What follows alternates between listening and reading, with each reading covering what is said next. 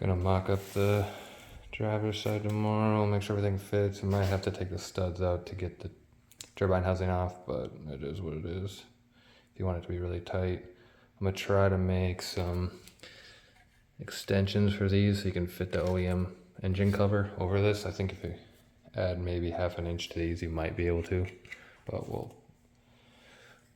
find out when I get it all done.